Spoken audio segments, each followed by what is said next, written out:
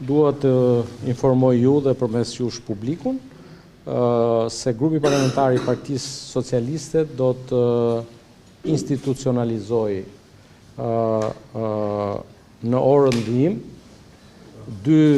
nisma që kanë të bëjnë me ngritjen e dy komisioneve të posaçme në Kuvendin e Shqipërisë. I pari është komisioni i posaçëm për reformën zgjedhore, një traditë tani më prej shumë vitesh që në fillim të çdo legislature grupi parlamentar i Partisë Socialiste ka qenë nismëtari i ngritjes së këtyre komisioneve të posaçme për reformën zgjedhore.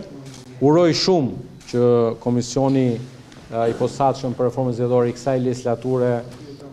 të udhëhiqet nga interesi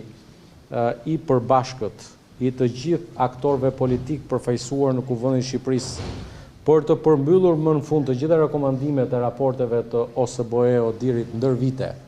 ku do të theksoja ndër rekomandimet bazë mbetet çështja e depolitizimit të komisioneve zgjedhore, duke risjellë vëmendje edhe zgjedhjet e fundit, ku formacionet caktuara politike kontestuan punën e komisionerëve të tyre apo numëruesve të tyre në grupet e numërimit. E përpasoj vunë në dyshim, le të themi, cilësinë e punës së këtyre komisioneve dhe Partia Socialiste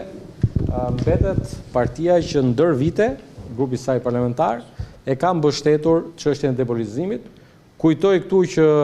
kam theksuar se ndër çështjet që duhet të adresoj Komisioni i posaçëm reformës zgjedhore me urgjencë mbeten dhe çështjen e rritjes së transparencës së financimit të fushatave zgjedhore dhe çështjet e financimit të partive politike. Është në objektivin e këtij komisioni të posaçëm të adresoj gjithë punën e bërë ndër vite. Kam qenë dhe unë dikur bashkëkryetar i këtij komisioni të posaçëm të reformës zgjedhore dhe mund t'ju them se është bërë një punë e mirë me shumë ekspertë atachuar, ku gjej rastin të falenderoj OSBE-n, Këshillin e Europës, ambasadat e vendeve partnere të cilat kanë asistuar punën e Komisionit posaçëm të reformës zgjedhore për ligjin për financimin e partive politike. Është një ligj që bën pjesë në detyrat e shtëpisë që duhet të realizuar brenda këtij sesioni të Kuvendit të Shqipërisë.